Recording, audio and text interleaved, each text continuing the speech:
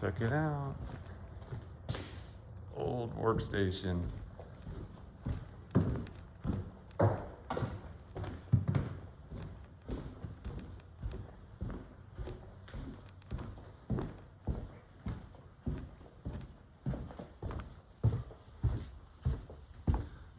And this is where the dump tank's at.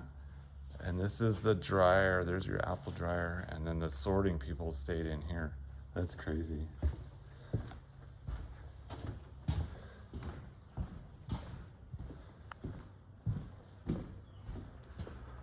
Alright, so here's this.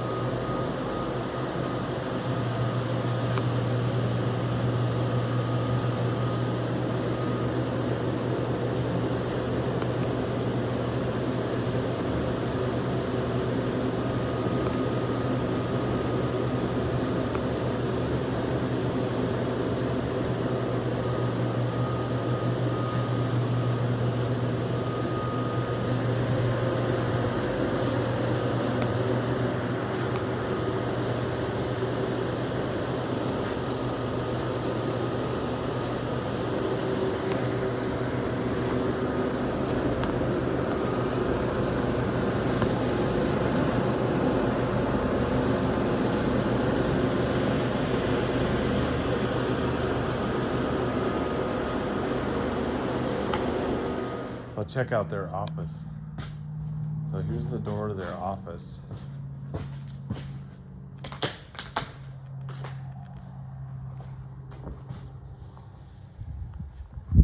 I love this. No personal phone calls.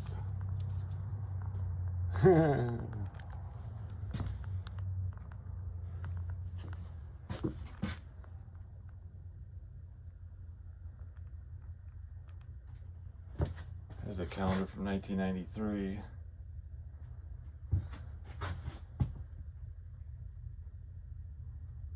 And some paperwork from, I don't know, 72 maybe? I can't tell.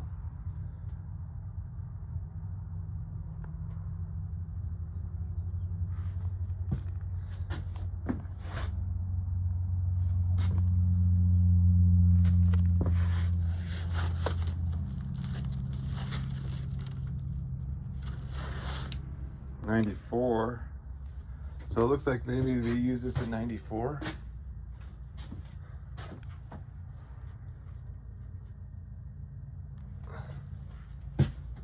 Cascade refrigeration's on there.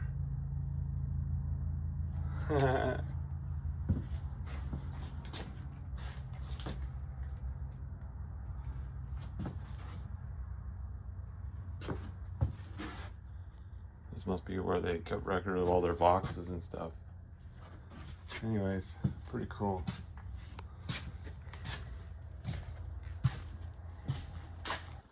Okay guys, so far that thing was plugged up. It was frosting half at the bottom of it, so I just took the filter core out of it. Of course the bolt broke and I had to get the broken bolt out. It's a little rusty, but the other problem we got is our sight glass.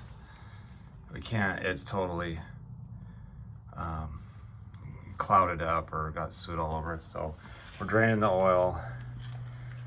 There's all the oil we got out of it,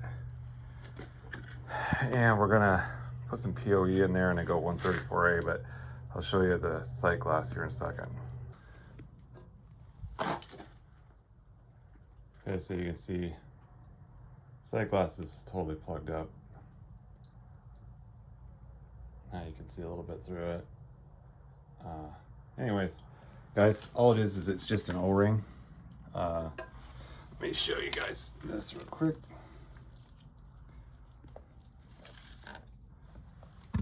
There's a little rubber O-ring right here.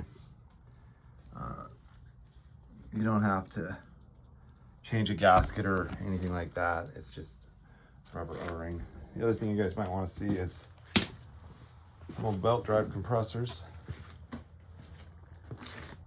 Problem with these is the seal right there always leaks, so they always lose. They're Freon, that's why they did that with that. That's some old gauges. But yeah, this is going to be $134. You can see that at one time this is a water cooled unit. This one must have froze or leaked, and then they just put a new one right here. So I'd like to see it go air cooled again, but that's not me. And then we got an old dude right here. There's your electrical, and there's the old thermostat. But this is going to be 134A now instead of MP39.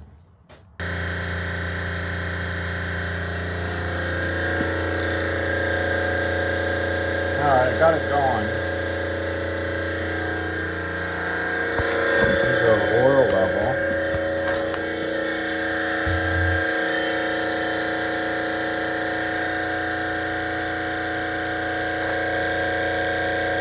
I did find some metal bits in there, so not good.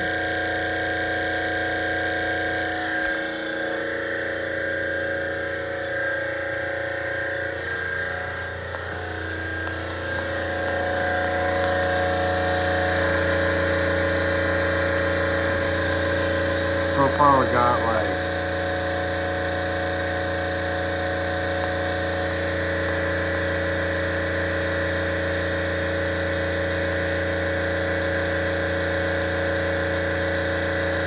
19 pounds or something in there.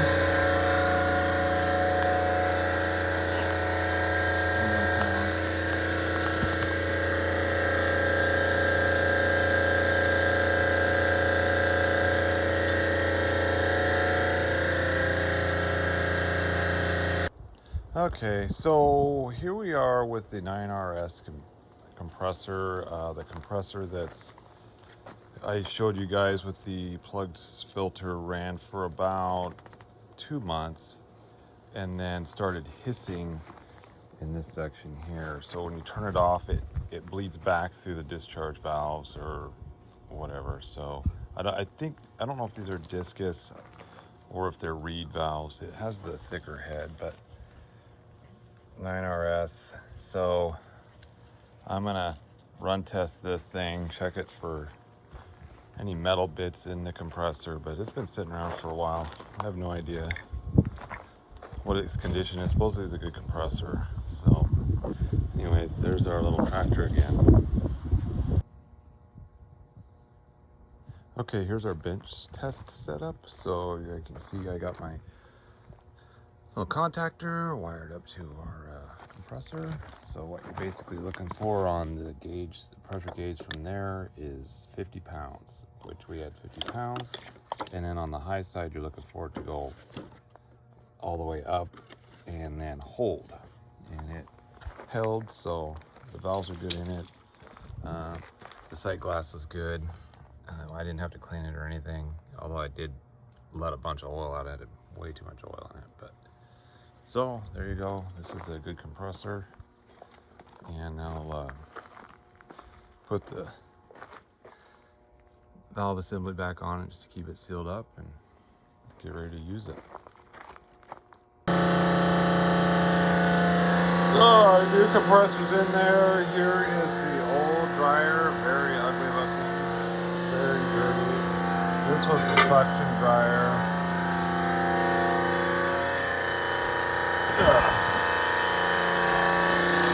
Check our oil levels a little high.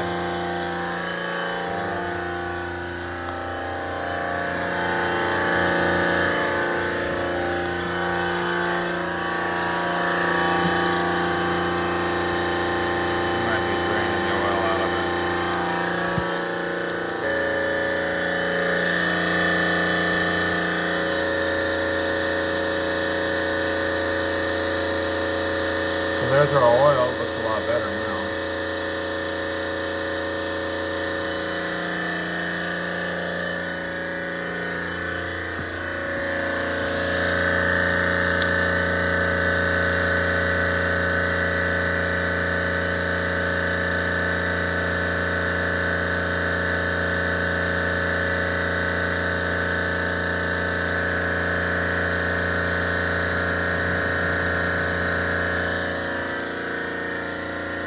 So there's our compressor back in there again. I think it'll be good. Need to get some 3-phase protection on it. And probably change the oil on it next year. This is what a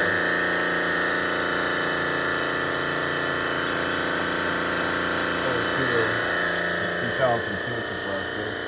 I'm gonna pull the head off of this one over here. And we'll see what it looks like. But it's 50 degrees in there, so see if it's innocent a little bit. Alright guys, I found your problem where it was fixing. I got a valve that's broken right there. If you look real close, see broken valve. These are all good. That one's broken. Now see, suction valves all look pretty good.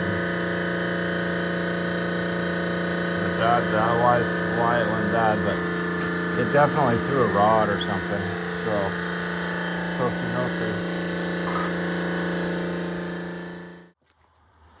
okay, a couple years later, here we are back at the old warehouse. Ned's gonna take out this thing. And after 2 years, everything's running great. And then, guess what? Heat exchanger went bad. So you put your leak detector on there, and it goes crazy when you open that valve. So, sees it got a leak in there. Yep, pumped all the oil out of it. So I probably have to add oil to it. And we're gonna put a plate heat exchanger in here. It looks like I got plenty of room to do that, but that's what I'm coming up here to check how all that's gonna go. I think we've got 3/4 right here. Anyways, when I come back and this is running, we'll have our new heat exchanger in there. Alright, here's the heat exchanger receiver setup. I believe one of these heat exchangers would have been plenty big enough, but I didn't want to risk it. So there you go, water cooling heat exchanger. Alright, here we are. Got my little custom deal put in there. I just got to pipe that water to there, pipe that up to there, and then the drain's just going to come out right here. I need to put another sight glass on there, mostly for a better moisture indicator, and the other sight glass kind of sucks. So then we got to get some oil into it, and that's it. Some really cool stuff was this guy right here. I had a really cool old receiver, which I might be able to do something with one day. It's got a level in it, kind of interesting, never seen that before. This is what was leaking. It actually, water came out of the refrigerant line right here when I dumped it out, but luckily I had closed off the 2 valves so that it wouldn't get water into the compressor. But we'll vacuum pump it here, and then next time I show you this, it should be up and running. Okay, compressor's up and running again. Charging them up. I set my head 150. That valve right there controls that.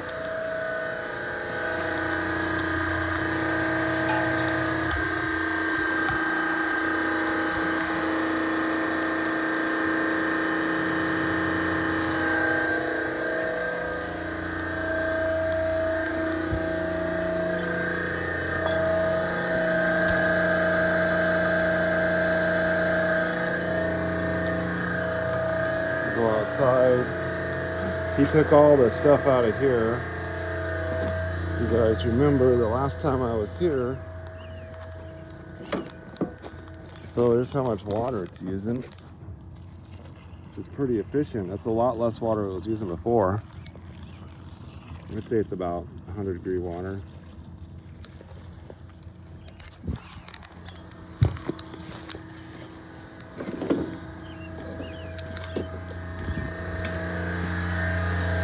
So there you go, got it up and running again. Hopefully I don't have to come up here. No more problems with this. But I think we could have probably just used one of these heat exchangers. I don't think we really needed 2 of them. But better safe than sorry on that. All right.